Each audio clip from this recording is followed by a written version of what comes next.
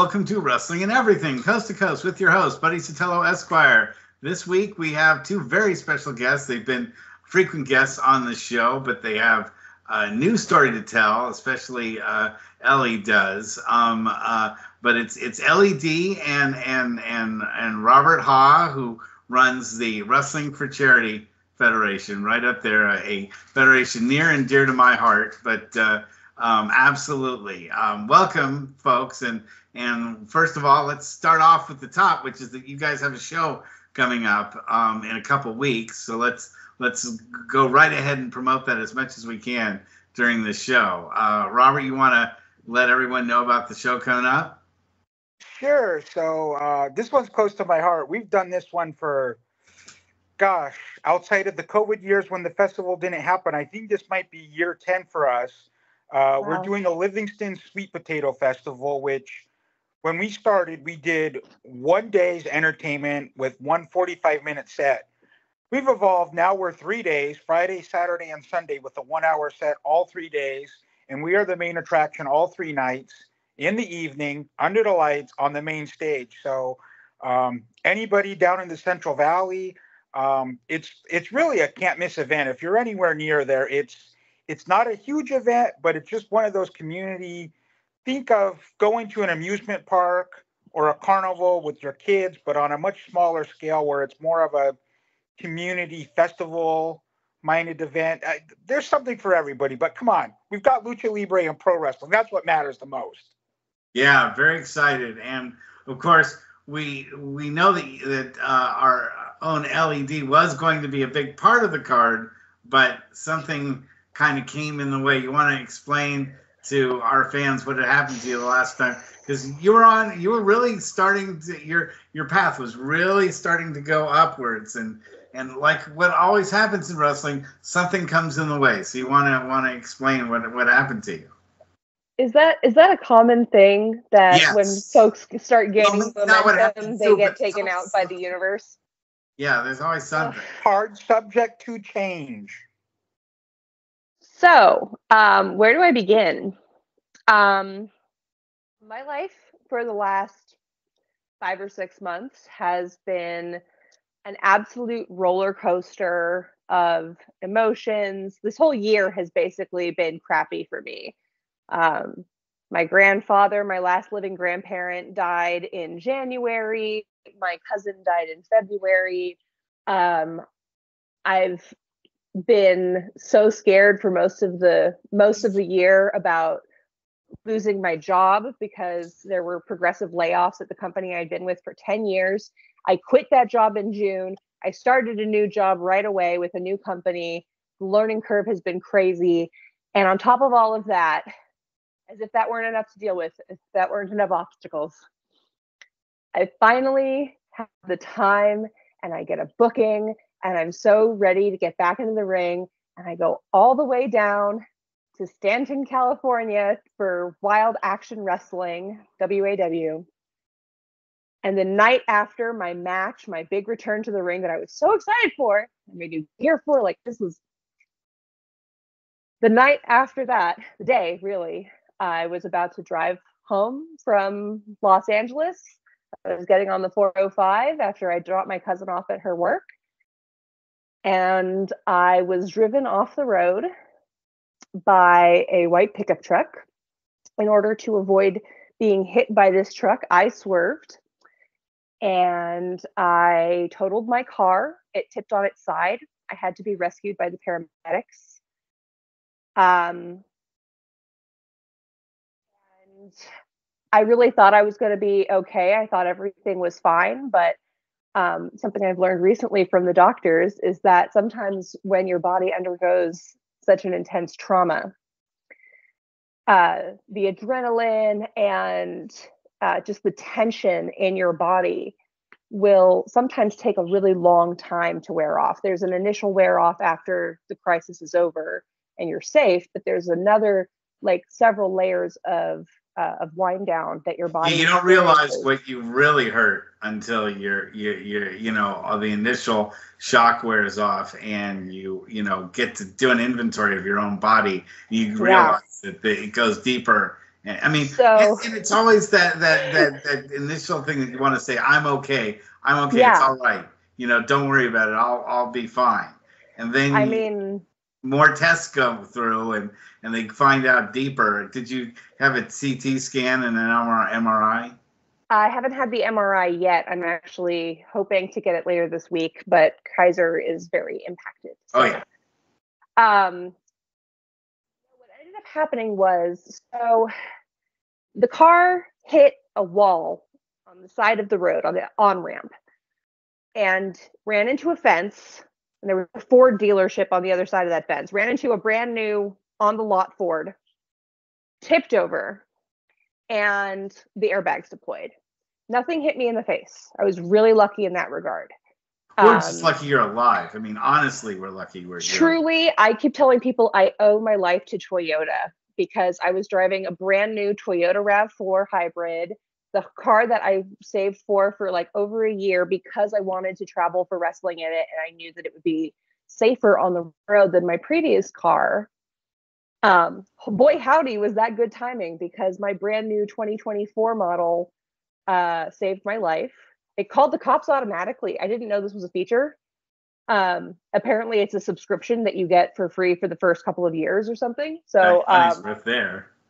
Exactly. I'm like, okay, yeah, whatever this costs after it lapses, I'm gonna pay it because it has already paid for itself. So I had bruises all over the left side of my body where the side of my body hit the car on the inside. I had abrasions and lacerations across my chest, which you can barely see now, thank goodness, but almost all healed. So the doctor was mostly worried about a couple of things. One, was I concussed? I didn't think so. She confirmed definitely not concussed. Good. Good. No head trauma. And the other thing was internal bleeding, because when you see a lot of bruising on the chest and especially blood on the chest, if you have an injury on your chest, they're taught to assume that you've punctured a lung or something. They ran a CT on my upper body, and I did mention that, my lower back was hurting.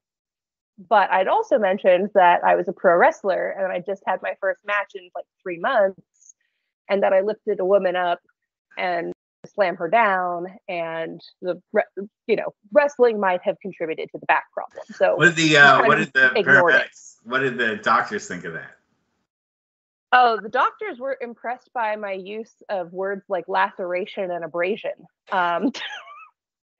They liked that I was a wrestler. They thought it was cool. It was like explaining why the choices I made were made and stuff. Like, I think as a wrestler, I understand my body and I understand pain in my body to a degree that the average patient just doesn't, because when I say my back was hurting after the match because I didn't stretch it enough, so the fact that it's hurting after the car crash doesn't have me concerned. And the doctor says, oh, that makes total sense. Like, there was a level of trust that she could put in my self-diagnosis, I guess. Maybe that was not the right thing, though, because a week and a half after I got home, I'd been to the ER, everything seemed clear. No pain, bruises fading. I try to resume my Pilates routine, and I'm stretching on the floor while my spouse, Lex Divine, and a bunch of our friends are playing D&D on the internet. And all of a sudden, like with zero warning, nothing, I just arch my back in a cobra pose. Very easy, very simple. And my entire right leg goes numb. And when I rolled over onto my side to like check myself out, I started feeling excruciating pain. And the combination of numbness and pain, I was so scared. I pretty much wanted to go directly back to the ER. I was really freaked out. I called the advice line because you get charged out the butt for an ER visit if the advice line doesn't direct you there. I am fully aware of all of these things. So for people who don't have Kaiser, anyway. I have Anthem Blue Cross, and they know better. It's a different kind of medicine, but I'm going to have my shoulder replaced in November. So from my fall that I took in April. So I hear all this stuff, and I just go, this is going to be me in November. So, but I'm not getting back in the ring again. You are. So that's going to be a different story. So here's the thing. I want that more than anything. And I can't even express it in words, but I don't feel 100% sure that that's true. And this is an exclusive here. I haven't really talked about this outside of like my marriage and therapy. But with my job situation being so intense and my overall health just not being where it was when I was able to train more regularly, and because of some really bad experiences I'd had in the business recently, and like interpersonal stuff, I was honestly thinking of walking away from wrestling. I was like, if I don't get any more bookings after this one in Stanton, then like at least I can say that I wrestled in front of my family, which was really cool. By the way, my cousin went with me. It was awesome. It was like one more thing I can cross off the bucket list. And then if I never get a booking again, like at least I really gave this my all. Like I did the most that I could for the longest that I could. And I lasted longer than a whole bunch of people that I trained with that everybody thought were going to be big stars, and they washed out or they disappeared or they moved across the country or they had kids or whatever. Like I stuck it out, and maybe that would be enough, right? But after the accident, I'm not even thinking like, am I going to be able to walk again without a cane? I'm only thinking, how am I going to wrestle again? When am I going to wrestle again? It is crazy and frustrating, like to go from athletic to crippled. Let me just tell you a quick little story about someone that I trained with in manager school, valet school. Okay, because she had something happen to her where she wrecked her knee about 3 years into the business, and really they were saying that she shouldn't get back in the ring again. And she said she wasn't going to take no for an answer. She kept fighting and worked out harder than anyone I had ever seen, male or female, to get back in the ring. But you know who I'm talking about, don't you? That young lady, to take the words out of who's that guy, the radio host that used to always say, and now you know the rest of the story. Paul Harvey. Paul Harvey. Paul Harvey. And that little girl grew up to be, but you got it. No, go ahead. You can finish my punchline here. You got it. It was Sarah Del Rey. And, look at what she has become, Sarah D'Amato. Look at what she has become in the industry, because she just refused to quit. She refused to give up. And that's the thing, is that you'll have a place for you, but you'll book her when she's ready to come back, right? She's still booked for 2 weeks. Exactly. In fact, let's tell me how you're going to keep Ellie involved in the show. It's interesting. The people that want to be involved seem to go the furthest because they have the passion for it, whether they're in the ring, being a manager, helping with the ring crew. I'm not going to mention names, but I can say right now, names that are on TV right now are on TV because of the passion that they had, and they were willing to overcome everything that was put in their way. Not everybody's gifted with the physique of the prototype John Cena or Randall Keith Orton with, third, fourth generation where you're just gifted with that. But I can say... But Playboy Buddy Rose didn't have an incredible physique. Right, exactly. But Adrian Adonis didn't have. He worked hard, and he was honest and did work his path to get where he's at. But there's a lot of people that didn't have those fortunes. People that really have, like Sarah. I mean, she just busted her butt. It kept going and going. A lot of people came up through NorCal and are doing great things right now because they just wouldn't give up and they wouldn't accept no for an answer. And those people are the ones that end up lasting the longest in the business because, and Buddy can tell you this, Ellie, the people that give up are the ones that honestly shouldn't even be in the business in the first place because they really bring everybody else down. You've got to be positive through. I mean, and Buddy knows this. The stuff I've been through personally, most people wouldn't even want to be alive, yet alone continue promoting events. I've had so many people, including people in the business, say horrible, horrible things about me, but you can't let it get down. There were times where people that are on national TV programs right now were being told, oh, just stop. You're never going to make it. But guess what? They're on top of the world still to this day. So you just wrestling gives you more reasons to quit than it gives you reasons to stay. Oh, yeah. But the reason to stay is so overwhelming personally that you're willing to put up with all those reasons why it gives you to quit. Yep. I mean, I hear you. And any doubts that I had, honestly, about whether I had a place in wrestling before my last match with Scarlett Rose for WAW, like that 10 minutes in the ring and they were gone.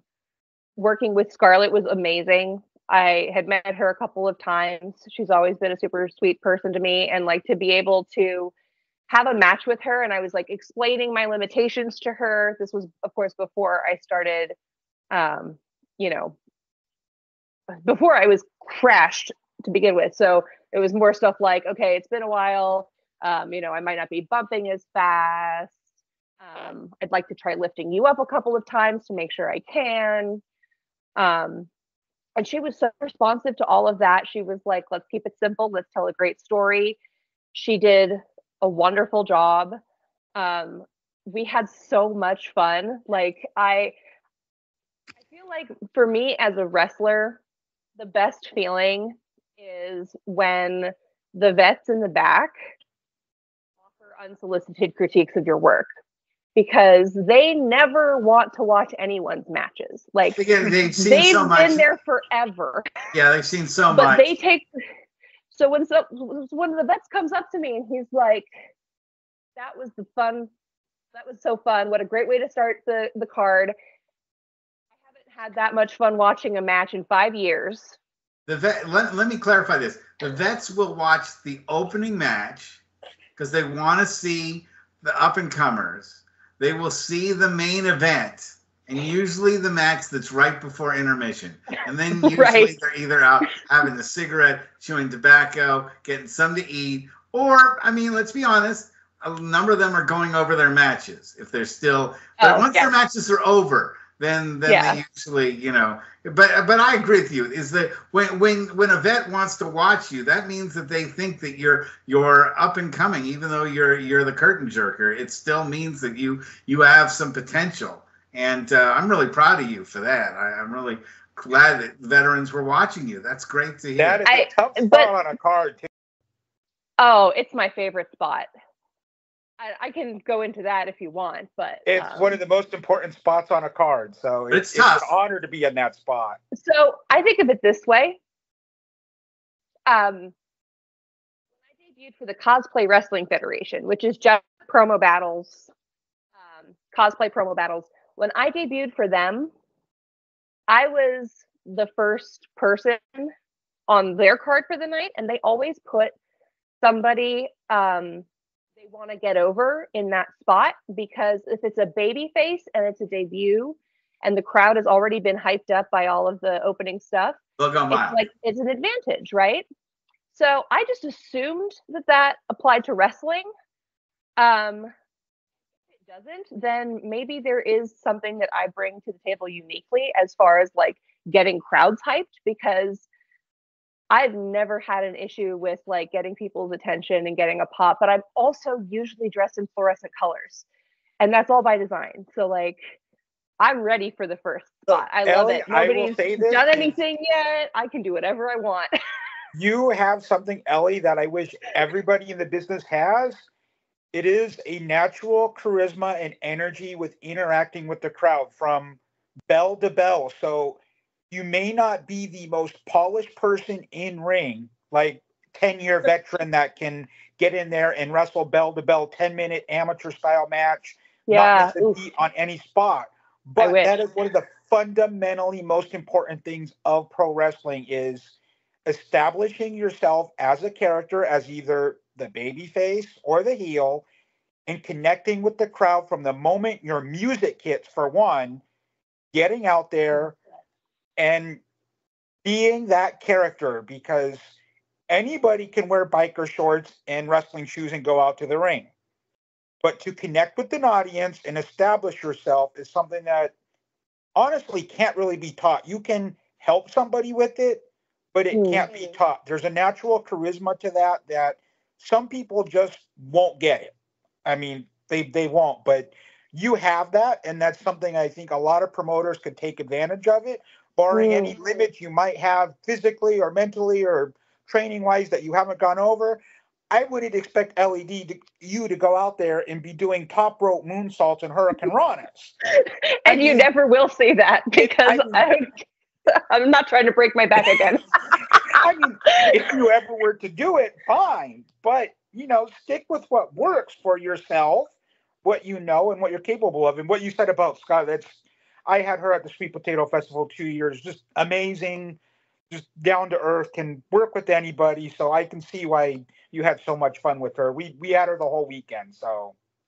Yes. The other thing that I want to say about you, Ellie, is that what you can't get and what you can't train is belief in yourself. Mm-hmm. Okay? Yep. I know that sounds corny, but when you're trying to sell something to an audience, there are smart enough marks in the audience that if you don't believe in yourself, then they'll sense that and they'll feel like they're not getting what they paid for, which is the genuine article.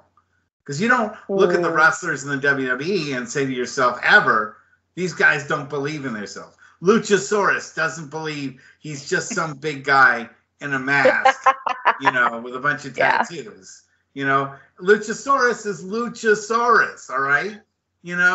Samoa Joe is Samoa Joe when he's out there, Yeah. And when you can pour yourself into the character that you've created because you believe in them, and that's why I love your Sailor Moon getup. Because, well, first of all, Sailor Moon's coming back. Like people are I know it. getting back into it. So it's a timely, thing because no other wrestlers are really taking advantage. No female wrestlers I know of are really buying back into that kind of genre. I feel like half of the female wrestlers I know of on the indies, in the pros, like I feel like everybody's had a Sailor Moon gear concept. But you pull it off. But mine's not a gear concept, it's a character concept. I'm not myself wrestling as Sailor Moon. I'm Sailor Masked, the masked luchador of Love and Justice, who just happens to have the same hairstyle as LED. And that's such a weird coincidence. No, I've never seen them in the same room at the same time, but that doesn't mean they're the same person. What are you saying? I love that. I love that shtick. I love that shtick. And part of it is that LED is a fan of Sailor Mask. So like I have Sailor Mask stickers and I leave them in my merch. And when somebody's like, ooh, what's Sailor Mask? I immediately full kayfabe it, like, oh my God, she's this wrestler that I'm obsessed with. She's just like Sailor Moon, but a luchador, and she comes out and she does like stupid 90s television reference moves. Oh my gosh, she's so campy. You should check her out, Sailor Mask. Isn't it great to talk about yourself in the third person and and then that is the requirement of pro wrestling. I think that anything less would be a disrespect to luchadors everywhere. For one thing, like I am La Gringa Mala and I'm going to have, an appropriate lucha gimmick. I better at least like study, try to internalize the the fundamentals of the lucha storytelling and everything. So, yeah. Why don't you both tell us about that event that you did where you did the reading for kids in Livingston? You want to talk about that show a little bit? Yeah, so fun. That was actually in Gilroy. That was Gilroy. Seems like forever ago. So lifetime. They were so they reached out to me. They wanted to do a small event originally. It was a Honda RAV ago. I mean, it's a Toyota pretty much ago.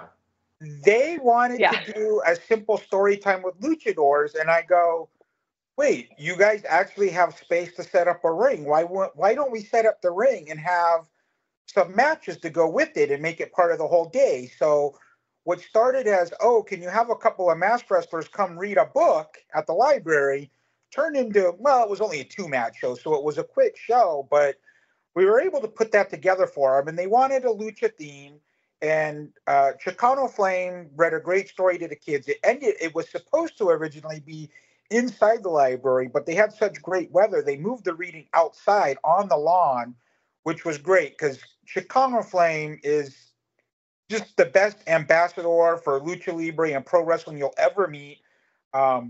We kind of tag teamed it. Well, I had a whole bunch of old Dollar Tree Lucha Libre figures that have been in my merch box for ages that we just unwrapped them and gave them away. Chicano had some kids' lucha masks he gave away. So the whole event was a free event for the community that was centered around early literacy through the Latino culture. So they set up this whole event basically around Lucha Libre. That inside the library, they had the display of probably 50 different books, magazines, and comics that were Lucha Libre oriented. And there was a whole bunch of community groups, but we got to be the main show. So we had 2 lucha matches.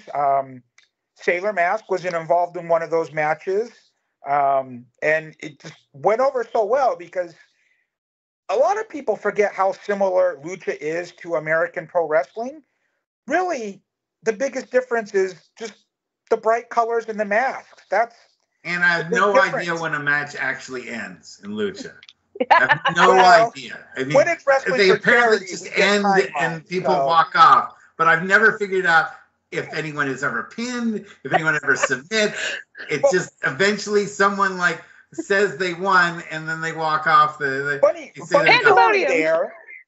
I had a Lucha Libre match booked several years ago at a Wrestling for Charity event that they didn't, the luchadors did not inform us they were going traditional 2 out of 3 falls.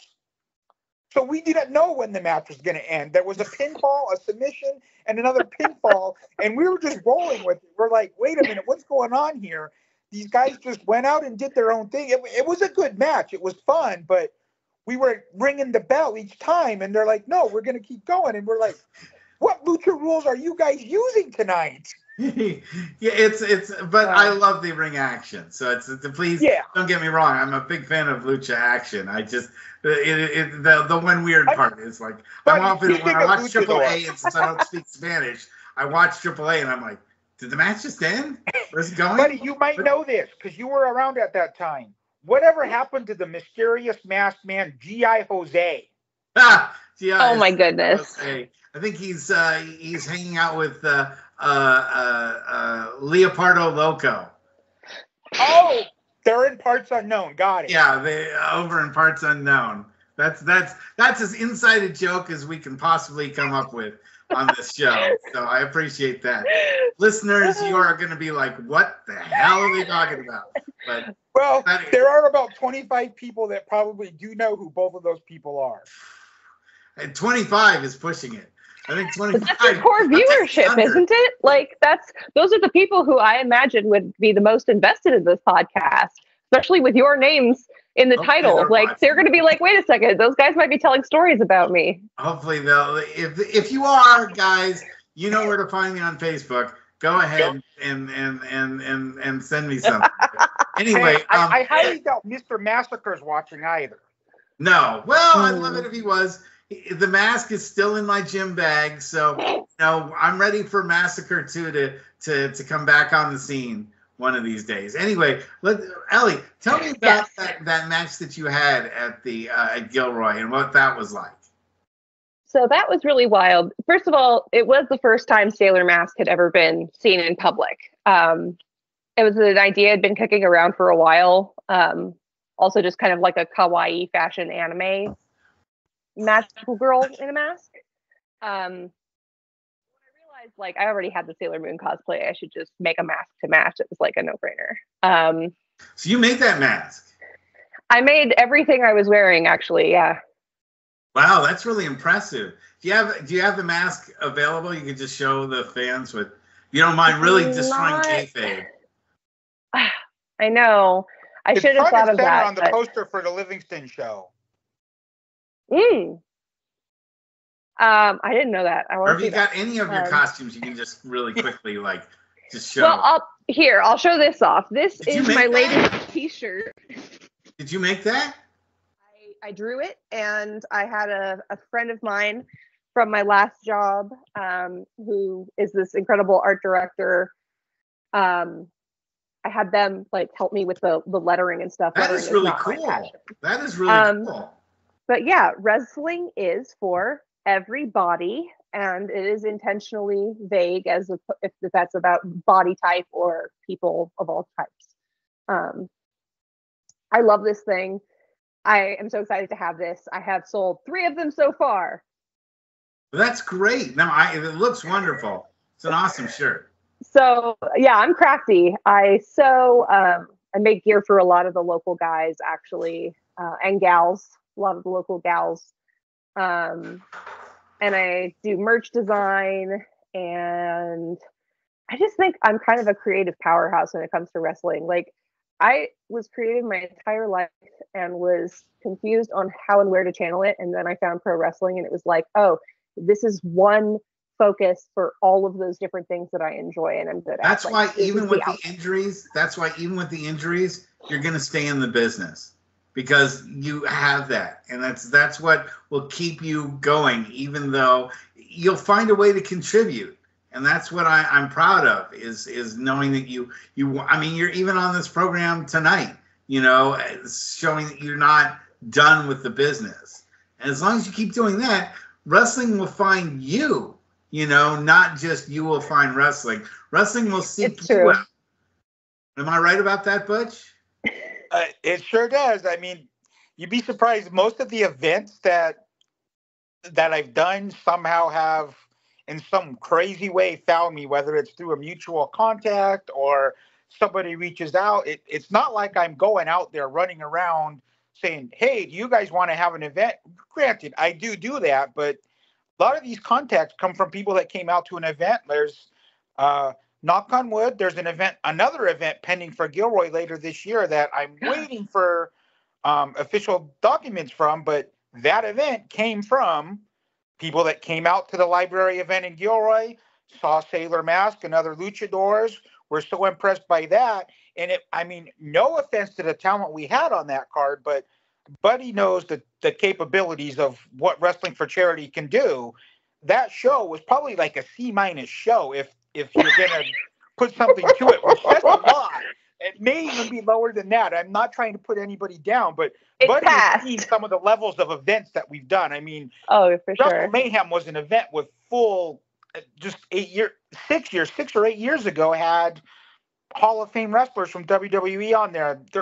Everybody was there. Jimmy Hart was on the damn card. So, and when we did Great America Parkway. Oh yeah, I'm trying to get back in the door there, but it's so hard. But hopefully, they're closing up soon. We see a return there. They're going to close up soon. So, well, they've got 4 years left, and then they're going to figure out what to go from there. A private developer can't do anything with the property because it is zoned exclusively for entertainment. So, oh, cool. They could close it, but they can't operate as anything else. So it's going to stay a theme park until the bulldozers hit it. So it's not going anywhere anytime soon. Or maybe you could get a gig over at Six Flags Vallejo. Ooh, they're tough. You know why Six Flags is tough? Six Flags got burnt by one of those hardcore midget wrestling shows on the East Coast. Oh, no, I didn't know. When it was one of those barbed wire, baseball bat, bloody, gory type events. That's not the kind of event family-friendly amusement parks want. So it put a bad image because there was a time when Six Flags had been in negotiations, and a couple other organizations too involving midget wrestling got kind of screwed over by that. So maybe they'll revisit it. Maybe now that they are merged with Cedar Fair, maybe we'll see. Well, I mean that'd be hometown territory for you. Yeah, I know. No, I would love to do a show. I haven't really been a lot of big shows in Vallejo. You know, even indie shows. There haven't been a lot of them in Vallejo. King of Indies, come on. Right, but that's 2001. That's 23 years ago. I hate to break it to you. Yeah, I was going to say, I'm pretty sure that's in San Francisco or San Jose, Santa Clara. No? What? Anyway. King of the Indies now? I don't know if they've done in San Francisco now. Oh, yeah. Yeah. It's not what it was back then. No. Well, I hear you. I mean, that had, you know, young Samoa Joe on it. It had a young Bryan Danielson on it. It had, you know, a young prototype John Cena Styles. On it. Yeah. No, that was really. But you never know who's going to cross through our paths, you know, in the indie scene. So that's why I always like doing it. But go back and tell us more about what was going through your mind when you did that match, your first match. I'll get you sidetracked with your gear stuff. Totally okay. So I heard about this booking through Llama Jack, Sailor Moon's fellow luchador friend. And I heard about it from Marco Mayur. And either way, he was like, girl, you got a mask, right? Like, can you show up to this lucha show? They're looking for more girls. And I remember you had a mask. So I was like, yes. Oh my God. Yes. Thank you so much. Yes. And then he's like, oh, by the way, it's in Gilroy. And I was like, no problem. I can make this work. And then he was like, oh, by the way, call time's at like 8 a.m. And I was like, 8 a.m. All righty. Did you show up there? I will get there as soon as I can. Did you get there at 8 a.m.? No, I think I was closer to 9. And nobody was there before 9, were they? Except maybe the ring crew. There were. Yeah, the ring crew was there. And I had really thought if I could have gotten there in time, it would have been nice to show her face and do ring crew instead of just like rolling in, putting on makeup. And so, I mean, yeah, one of my opponents, Carmelo Romeo, he was there before me, like long before me, and he lives even further north than me. So what was my excuse? Well, I didn't have what I did. Wrestling for charity call times. Wrestling for charity call times are traditionally set farther ahead of time for a reason. Yeah, to make up for the people that do show up late. Gotcha. Exactly. That is true. That is true. I will say this. Exposing the business. This is exposing the business on a new level. I will say this about Butch, though. His on-time ratio versus, I mean, like other feds that like start like an hour and a half late. You're much better. So I mean, it's still you still start a little late, like about a half hour late. But that for a wrestling show, that's nothing compared to what I'm really used to. I'm used to sometimes seeing a show wait almost 2 hours before it starts, and by then everybody's antsy and they've been sitting around for a while. And Lord knows you don't want to be the curtain jerker for that kind of a show. Where everyone's around for 2 hours, because you're usually going to get quite a bit of the heat that everybody didn't get, has been sitting around there for a while. But so I think that sounds like an opportunity to get the babyface really over and get the heel really, really over. Yeah, the heel comes out first, cuts a 30-second promo about how you're welcome for the wait.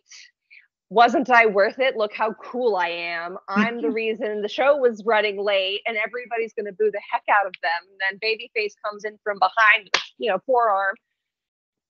There, I've just written the opening. See, now this is why you hire me to book your show. You've got a feature here. So tell me about the match that you had. So it was Carmelo Romeo and Ezra and I. And Ezra was the most experienced of the three of us by far.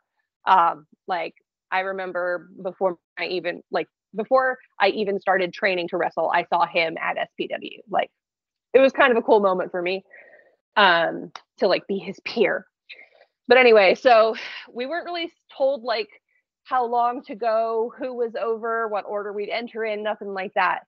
And so leaving it up to us, we all just sort of had the realization at the same moment that Sailor Mask had to win by beating up the bad guy. So the goal was then to tell the story so that Ezra would be as over as possible as a heel, which I think was pretty on. Carmelo had to be a face for Ezra, but also a heel to me. And so we had this, like, the story planned out that Ezra was going to be mean to both of us. We were going to get over on him. And then he wouldn't fight me because he didn't want to hit a girl. So the planting was there. Then the payoff was I finally keep hitting him until he hits me back. And then this causes an interference from our heel to re-enter the match, right? And it just made so much sense to me. And the match was really, really short, and we definitely could have slowed down. Like, looking back on it, I feel like there was a really huge missed opportunity to do crowd work. Like, it was my first triple threat. I didn't realize that was my moment to like roll out of the ring and cry at the feet of some child before going back in for my next spot. Like, I didn't make enough use of that time. So that was my big learning experience for the day. But yeah, I gave Sailor Mask gave Ezra the world's strongest slam. The name needs work. We're workshopping it. But she won. And it was really interesting too, because I could tell that there were a lot of kids who, because of their understanding of lucha and how, like, okay, yeah, AAA's got Spider-Man and Thanos as characters, right? Like, they just took for granted that I was Sailor Moon, but also a luchador. And so even if they didn't get Sailor Mask, like, they got the reference, they bought in. And the parents were my age. They were there with kids that are growing up now, Sailor Moon, and they like Sailor Moon. And I was like, holy moly, this is like a cash cow waiting to be tapped. That's why I think it's a great gimmick. It's going to be so easy to merchandise. It's going to be so easy to brand. Like, but I don't have to work hard to get over. You believe in it. And what about your... I've always wanted to be Sailor Moon. Since I was 4 years old, I've wanted to be Sailor Moon. So this is just dream come true. Tell us a little about being put on the spot with Sailor Mask was literally challenged to cut a post-match promo on the spot. Oh. So what was that like? Because I'm sure that was not planned or booked. So no, I love promos. I felt so in it in that moment. I felt tapped in. I suddenly had a camera in my face. How do you feel about after match promos? I love them. You have time for one now? Let's go. And then, I said who I was. I said what I was doing, where we were doing it, I think. It was a blur, but I feel like it had, grammar. It conveyed emotion. It got the character over. I hope it got, the event over. I was really proud and surprised. Like, I didn't feel put on the spot at all. I was excited. I wish more people would give me opportunities to talk, because that is the actual best thing that I can do in the ring. Hopefully this is conveying that as well. I think you could easily manage. You could easily, if you find a lady talent or even a male talent, I want to be Paula Hyman. Okay. No. Oh, don't put that idea out there. I already know of 3 people that are going to want to book it. Oh, yeah. Don't threaten me with a good time. Well, Hood Slam, I'm sure would be. Parody gimmicks work well. Oh, yes. I don't think they'll ever want to book me. Why not? It's a lot of drama. I don't want to get into it. Well, if this isn't a you dirt don't want to sheet, do. you know. If you well, yeah, I do understand that there's some stuff going on with Lex and all of that stuff, but the business is such that if you can draw, Hood Slam will book you. That's how the business works. If they know they can sell X number more tickets because you're on the card, drama ends and you get booked. That's how I think the wrestling business works. I'm gonna have to get pretty over to be the draw in that particular locker room. I think you have the potential. I think you have the potential to be. I'm not saying it didn't happen. I'm saying I've made peace with the fact that that dream is not really part of my plan anymore. Like when I was training at Center U, that was really the goal, and now I don't know if it's ever going to be possible. But I'm like, I just want to work. I want to do whatever. I was talking to some folks at a craft fair. You have time on your side. You're young, and it's not a permanent injury, at least as far as like what they're, Right. And there's a lot I can't do, but before my first match back, I'm going to have my cane as a prop at least, because the amount of wrestling with a cane jokes I've gotten to make in this last week is just incredible. So many people were like, so when's your next wrestling match? And I'm like, I don't honestly know. I may never wrestle again. And they're like, how are you not wrestling with your cane? And it just dawned on me. Of course I want to wrestle with my cane. So I've been brainstorming what are some stupid spots that I could do with my cane. As a face, as a heel. My favorite, I think, is hobbling to the ring with it and then saying that, no, you can't take it. It's not a weapon. It's a mobility device. You have to do this or I'll call the FDA on you, or the ADA. I'm going to call the ADA. I'm going to shut this place down for not being disability accessible.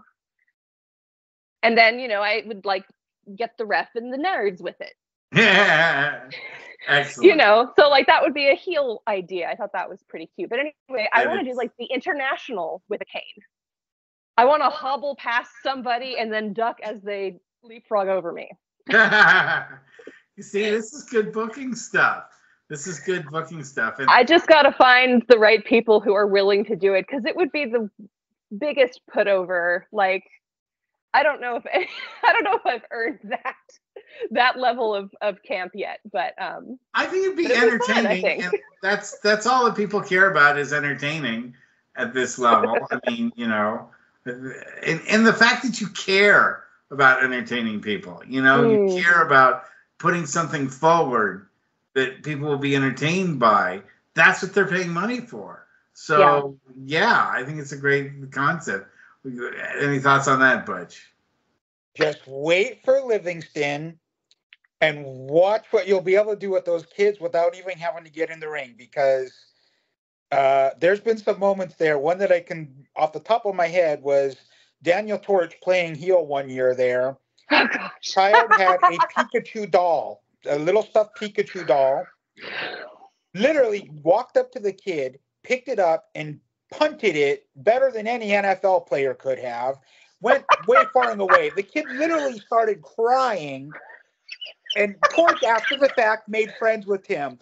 That was one of the most simple things, but that's how this crowd is. And it's a pro wrestling 101 crowd. These people aren't necessarily there for the pro wrestling, but they're there for the entertainment, and the pro wrestling then draws them in, where something as simple as, say you were just ringside announcing and the heel was getting over on the babyface big time, where this babyface can't do anything. The crowd knows you're there with the cane. If you were to just hobble over there with the cane, trip the heel, and the babyface rolls on top, gets the quick 1, 2, 3 pin, this crowd would go crazy. It's just simple stuff. It's not. People overthink this a lot of times. I do understand for long-term storytelling. Long-term storytelling, yes, pay attention to every detail, but for these festival-type events and first-time events at a new venue, you got to give, just like Baskin-Robbins, you need 31 flavors. Why do you do 31 flavors? Not everybody's going there for chocolate, vanilla, or strawberry. Some people want, Tutti Frutti. Tutti Frutti or Banana Joe or what cookies and cream or whatever they want. And wrestling is the same way. And a lot of people forget that on a wrestling show, you can have 8 matches. Every match does not have to be the same unless you are catering to a crowd like Bloodsport does, where there's no ropes and it is literally a shoot fight setting.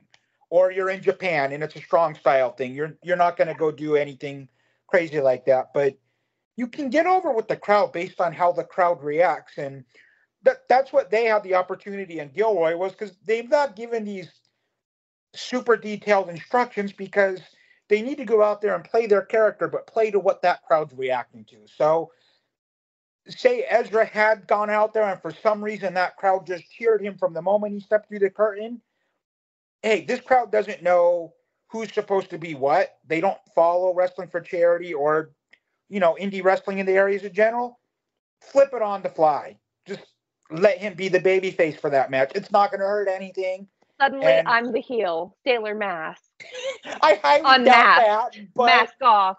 There's places where it could happen. The Livingston crowd is a prime example. There's stuff there that you wouldn't expect to get over, but gets over. When Jerry Gigolo and Johnny Butabi last year main evented on, I think, Sunday night, they went literally almost 30 minutes. They went up onto the stage. They got the drummer involved and used the drumsticks and the cowbell in the match and had the drummer hit the heel with the drumstick or something. I can't remember what it was, but these kids, there was probably 100 kids, literally followed them up onto the stage, walked up the ladder, came back down, followed them back to the ring for the finish of the match. And it's controlled chaos, but they could have walked over to the camel and fought on the camel and the kids would have followed. So it's awesome. This is the stuff you hear about, like, WWE documentaries or, those in-depth podcasts or whatever. This is what the stars of today, this is the sort of stuff they're like, yeah, I was just at this random fair in my hometown and these wrestlers from out of town were doing this show. And one of the guys fought this other guy up into the, balcony. And I followed him and it was amazing. And I knew that I had to be a wrestler. It gets people inspired. You're right. That is the most powerful kind of show. That's so cool and exciting to me because I don't expect to be on WWE, but if I'm part of the equation of some future star, like wanting to do wrestling, that's what I'm really in it for. Like, that's awesome. That sounds amazing. That's awesome. There's some pictures floating around. Buddy's seen them of a very young Davina Rose and Buggy Nova with a young woman who I don't know if she ever pursued a career in wrestling, but they took pictures with girls that were 5, 6 at the oldest, Buddy? Yeah, wow. But now they're young ladies. They were very young, and they took that picture, and all those girls. I mean, you see, Izzy was inspired by Bailey and is now wrestling herself, and was because of her. That was the inspiration, and everybody's inspired by somebody at some point. Yeah, no, that's tremendous. All right, folks, we are at the end of the hour. I can't believe it. You guys just, I know it's late, but you guys did a great job of bringing some really valuable things, the kind of things that I love this podcast to be about. You guys exposed some stuff and brought some things to surface I really appreciate. So I wanted to thank you for that. So why don't you guys plug your social media stuff, Butch, plug the show in a couple weeks, and then you guys can get to sleep. Yeah, just Wrestling for Charity is WFCWrestling.com. Wrestling for Charity on Facebook, Twitter, Instagram. Not nearly as active as they should be, but it's a one-person show over here. But the event coming up is Friday, September 27th through Sunday, September 29th. All 3 days. I think we're on 7 p.m. on Friday, 6 p.m. Saturday, and 7 p.m. on Sunday for full 1 hour sets. And Buddy has the image. It has not been announced publicly, but for the first time ever, Saturday's main event will be Double D Dave Dutra versus Prince Gabriel from the Central Valley. First time match ever. That is a match that's actually worth going to. If I lived in the South Bay, I would be going to that match. Those guys are great. Last year was Chupacabra, Vinny Massaro, and Boyce LeGrand in a triple threat. So we always bring something out there. So Dang. Ellie, let people know how they can get a hold of you. I'm on Instagram at Ellie Delightful. I'm on YouTube as Ellie D Vira. That's spelled Vyra. And you can get in touch with me for bookings and other wrestling collaborations via my email address, which is bookellied@gmail.com. That's LELLIED.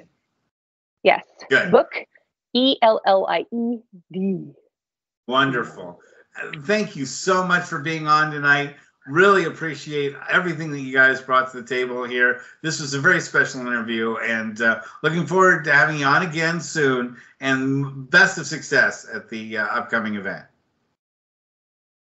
So, thanks, good night, everybody. See you soon. Good night. Good night. Bye.